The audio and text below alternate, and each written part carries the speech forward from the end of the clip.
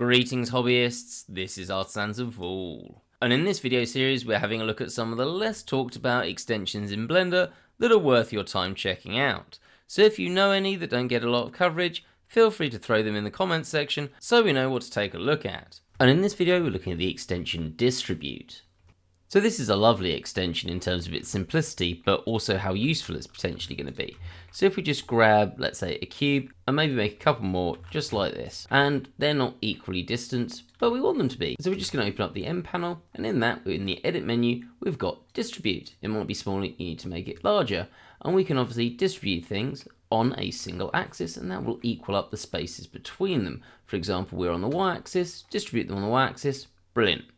Now, why is this so useful? For me, this is going to be great for doing things like rivets. Let's just take this cube, S and Shift and Z to scale it up on the Z axis, and then we'll apply the scale, though we don't really need to. Let's just select that top face and Control and T to triangulate it, and then I need to inset, and then we'll select that middle edge there and Control and B to bevel it to be approximately the same thickness, and then select those two faces and E and just bring those down a little bit. So we've got something like a panel, and if we bring in something like a round cube, let's up that to 16 to make it nice and rounded. And is that radius about right? Yeah, probably. So let's just G and Z that up somewhere there, and we're going to take it over to one of the corners. We'll go with approximately there. That looks about right.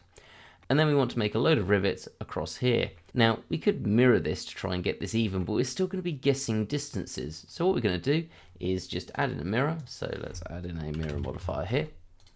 Select this as our object, and we've got it across, and then we're just going to apply that. Then we're going to go into edit mode, P, select by loose parts, and then Control Alt and X to bring up this menu. This is also a free extension. It's called the 3D Viewport Pie menus. I'll link to a video on that in the description. And we're just going to put our origin to our mass, so now they're there. Now at this point, this becomes easy. Just Shift and D, let's bring them on there, and then we'll just do a few more. Let's say something like that, and then we'll just select them all. So select everything except for that one, and then in this instance, we need to distribute them on the X. There we go, perfect. Now what's really cool about this is we can do more with it. For example, if I want to do things diagonally, this does still work. So let's just bring that down to approximately here. But what happens with this is that it tries to distribute them in a sort of sensible order. So I need these to be approximately one after the other in each axis direction. So it tries to keep them in order. So once again, let's select everything and deselect that cube.